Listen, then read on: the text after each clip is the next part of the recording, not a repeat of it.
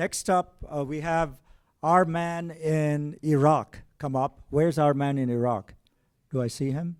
Oh, there he is. So you would recognize his face, so I'm not going to reveal too much. But now he's at a company called LinkedIn, and he has a new perspective. He has a new book coming. Really dear friend, Aneesh Raman. Come on, Aneesh, come on up. And with him is Abhay, Dandekar, another Indiaspora member. So I'll have both you guys come up. My shirt, maybe, yeah. I look like someone writing a book. I look as disheveled as I should. You know, the authordom is not lost upon anyone, but I have to admit, first off, thanks for a great session and welcome everybody. One of the really amazing things about any Indiaspora function is really these breakthrough moments of connecting the dots, and certainly humans connecting the dots, not necessarily agents connecting the dots, but those could be ideas and people and stories. And so, Aneesh, I'm curious for you, when you're sort of connecting your own dots here and reflecting on your own journey, and we heard about how that C-suite is actually changing across the board, take us briefly through your journey, both prior to LinkedIn and your role now as a Chief Economic Opportunity Officer, and maybe a little bit about what that actually entails. Yeah, you are forgiven if you're like, what does this guy do? Because this is a job our CEO and I made up about a year and a half ago. It's a job that I don't think has existed before. I think still I'm the only one with it. I hope others start to, within companies that have economic impact as a focus, create this role. But I think that the story of this job is actually applicable, and I'm here to talk about humans at work, human intelligence at work. We're going to really go deeply into the other side of the equation. And I think that my story is somewhat applicable to where I see work going for humans overall. My career by job title makes absolutely no sense. I start as a war correspondent at CNN. I become a speechwriter to the Treasury Secretary, then President Obama. Then I go do growth at these startups, and then I go to Facebook and do economic impact, and then I'm working for the California governor on economic strategy, and now I'm at LinkedIn in a made-up job. So in the old world of work that we are exiting, it was really hard for me to explain who I am and what I do. As I got further in my career, I'd go in interviews. A good chunk of it was tell me something cool about Obama or what's it like to be in war zones, and then like, well, what do you do? And I'm like, I could do anything, which is the worst thing to tell someone you're interviewing with. But it is the new world of work, because when I joined LinkedIn, I went to my profile, and all of you can do this, and I listed my skills. What skills did I do in each job against the tasks of those jobs? And almost instantly, it all got simple. My whole career has been about explanatory storytelling, from reporting to now. Midway through, I said, I don't want to just tell stories. I want to use those stories to mobilize action. So coalition building became a skill set, policy advocacy, growth. And about 10 years ago, I, for a lot of reasons, child of immigrants in America is one of them, pledged fidelity to this issue of economic opportunity. And there are a bunch of different terms you can use for it: economic opportunity, economic freedom, economic agency, economic dignity. I think it is one of the most fundamental rights that humans need. You're only so free if you're legally free. You need that economic freedom. And so I've spent a decade looking at this issue from every angle. So now I'm at this company that has create economic opportunity in our vision at a time that I think will be the greatest disruption to work in human history, certainly since the dawn of the industrial age. And what we most need right now is explanatory storytelling. So my job right now is to go mobilize the global response by shaping the global conversation so that we are pro-human and we are thinking about artificial intelligence in the context of human intelligence, because LinkedIn is, if nothing else, a platform of people. I've been saying inside the company for a while now, we go where the species goes. So those early days where everyone's like, oh, humans are done, AI is here, UBI for all, I was like, LinkedIn doesn't exist in that world. Exactly. I mean, and again, it's a platform for our species, yes, and perhaps not the digital species. But I love how you tell this version of your skill set and connecting those dots, right, from Harvard to the Obama White House to CNN, and now explaining those stories, and really how does that actually get manufactured and transcended into the sort of human space. And I feel like this is kind of the ultimate utopia versus dystopia question, but the buzz of an AI paradigm and what it looks like in the workspace is incredibly popular right now, and you have a front row seat to this, right? So how is it really changing the nature of day-to-day work? And what's your, sort of perspective on that evolving role of technology in the workspace, but especially for humans? I might be the only person on earth that is in a tech company, LinkedIn lives within Microsoft, but has been paid every day for the last couple of years to think entirely about the human dimension. So I've been talking to neuroscientists, behavioral economists, behavioral psychologists, entrepreneurship experts, workforce development leaders, talent leaders. And there are a couple of things that I've come to realize about this. First, this is going to be really hard for humans. Our brain is wired to fear change. That's how we have survived.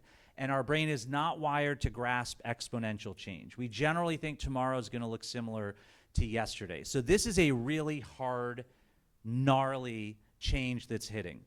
It's really hard in part because the conversation is so messy and noisy and contradictory, because often the conversation is entirely about AI.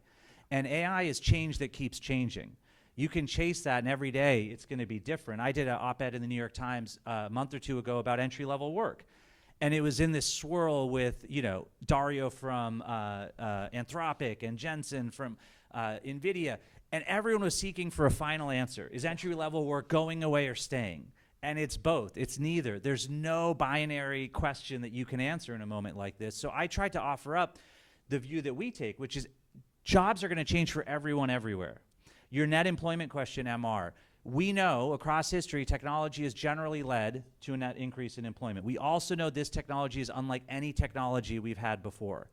My best guess, and we'll get to what that means for humans at work, if you're in any economy and you want to see a net increase in employment, focus on entrepreneurship. Focus on net new business creation. But that's what we tried to offer up in this op-ed, and we said entry-level work isn't going away, but it is changing fundamentally, and we now need to change the entire systems around work of education, employment, and entrepreneurship to support jobs at an entry level that are going to go from the basement to the ground floor. You're going to have better work as an entry-level professional, but you have to be AI fluent, and you have to be really good at what I'm calling the entrepreneurial mindset, these core human capabilities that have led our species to become the apex species on Earth. I sort of define them with neuroscientists at the core as the 5 C's: curiosity, compassion, courage, creativity, communication. Those are all things, to the point about creativity, that are at the intersection of EQ and IQ, at the intersection of consciousness and conscience. AI can mimic those things, can also help us. It's great democratization as a tool and coach. But we don't have the data set to give AI about how we do those things. We don't know how and why the human brain does that, why it creates creative spark, why we feel empathy, why we have a conscience, not just consciousness. This gets to soul. So even if you game it out and say AI will be able to do all of that in the same way, it'll still be different because we are something unique. The human just existence is something unique. So you start with those 5 C's, and then you add in sort of habits, resilience, adaptability, ability to learn fast, fail quick. Again, these are what has carried us through as a species. We are humans, the species that looked at fire and said, let's cook with it, let's build with it. We looked at birds flying and said, why can't we do that too? I think, first off, any opportunity to use the word gnarly in the workplace is always a good one. But apex gnarliness, right? I mean, the whole idea is that you are advancing because you have that quality of being able to take the entrepreneurial spirit and sort of work with that, and the idea that there's no right answer, it is an all, it's a nothing, it's everything in between. There's so much that goes in there. I want to focus on something that you mentioned, which is how are you now trying to think about this concept of human intelligence, right? And when someone mentions that in the workplace, what does that mean to you? How do you describe that to somebody else, and why does that matter now more than ever? So I am often described as an optimist, and I find it frustrating. I think it's great to be an optimist. It wires you in a way that you're looking with belief and possibility at things, but you are less credible to other humans. Yep. They think you're naive. They think you're Pollyannish. When actually being the optimist, if you have receipts for your optimism, is a harder job than being the skeptic, because all of your brains are wired to disbelieve my optimism. And so the best way I can define my optimism is how fundamentally pessimistic I am about how work has worked for humans to date. The labor market is one of the least transparent, least dynamic, least equitable, least inclusive markets humans have ever created. It is entirely guesswork. None of us know whether we are overqualified or underqualified, overpaid or underpaid. Our bosses don't know either. in that world of guesswork, pedigrees have become the proxy for capability. Do you have the right degree? Do you have the right job title? Have you worked at the right employer?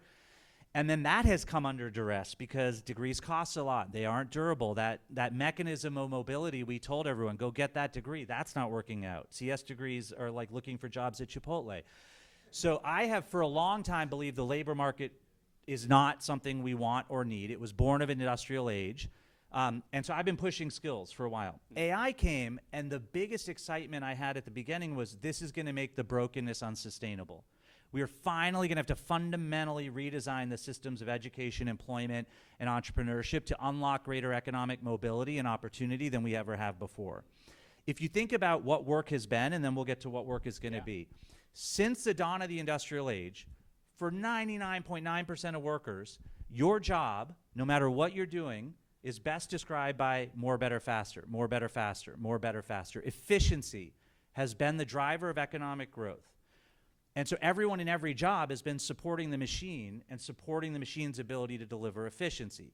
Even knowledge workers who were meant to escape that sort of attachment to machine, even the MBA, even the CS degree major, how many of them became Steve Jobs and Bill Gates or created entirely new innovative ways of supply chain? Very few.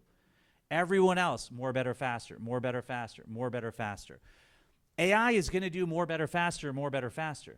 Yeah. AI and robotics are going to out-efficiency us. Full stop. That is okay. We are not built to be efficiency machines. We are built to be innovators. And yet very few humans across history have been able to be innovative. Yeah. Rod Shetty at Harvard has a great study of lost science, which we will talk about in our book. So what is work going to become? Innovation. Knowledge economy is on the way out. The sort of entrepreneurial economy is on the way in. That's exciting. We're all going to bring more of our unique human capability. It's also terrifying because every system we have, from K-12 education to post-secondary to how people are hired and promoted to how entrepreneurs get or don't get funding, all of that doesn't work right now anymore. Yeah. It's all built around efficiency and an IQ-based, technical, analytical, routinized, predictable world of work that's ending. And I think, when you start prioritizing that, especially for the future of work, how are you also now pulling in, the impetus of being in this room, which is the diaspora, right? So, I mean, is the cultural aspect of this, is human intelligence worth a $100,000 fee? Well, yeah. I mean, I was talking to MR about this pitch I'll give you all, too. So let's take the H-1B conversation. That conversation directly links to two things that we should think about. First, it directly links to economic populism. All over the world, in every country, correctly, the average person is realizing that economic mobility is stalled out, that the institutions and the economies have made it less possible for them to do better than their parents, for them to feel like they can work hard and get ahead. That is deep and fundamental and durable. Like, we're not going to get to the other end of that bit until we actually get economic mobility going again for people. And I think that's where AI and all the stuff we're doing is going to open up opportunity where a woman in rural India can become an innovator and can create in an entrepreneurial way a platform that serves her community in a way that was never possible before, or a kid in the slum of Brazil or rural America or the global south. But the other thing it links to is the Indian diaspora as a mechanism of global change. We are in this anti-institutionalist world order where the nation state itself is under duress. And so when you think about how do we as humanity, I mean, that's the power of this moment. Absolutely. We generally across our species, 40,000 years we've been the last sapien standing, defined entirely by tribalism. It's only 2000 the Genome Project shows we're 99.9% the same. It's only around then that neuroscience reveals the just amazing badassness of the human brain, neuroplasticity, growth mindset. So this is new. For me to go to this room and say, that humanity has incredible capability, and that is the woman in rural India. That is the kid in the slum of Brazil. That is the rural American. That's not crazy for me to say. It's not far back you got to go where that's crazy to say. We thought we were genetically and definitively different. So humanity now has this friend and foil in AI. We have this thing coming for work that can unite us as we think about it. And the Indian diaspora is uniquely positioned to help workers all over the world come through this better, because we are in every country, as we heard Sanjeev talk about, and we are in positions of influence. And the last thing I'll say is we are anchored around a cultural norm that we all grew up with and that we all impart into the world of learning how to learn, of being entrepreneurial, of being of community. there is this great moment, if we choose to take it as a diaspora, to unleash humanity and to really assert in this moment of AI at work that the humans are coming. Not the robots, not the machines, the humans are coming. The mind can be at the center of this. Yeah, first off, I mean, I'm listening to you. I want to untuck my shirt even more now. Just don't call me an optimist. There you go, right? And last but not least, I mean, this idea of, the humans are coming, such a powerful one. We're looking forward to your book. Do we have time for questions? Or nope? Okay. Well, there we go. All right. Thanks again, Aneesh. We got two.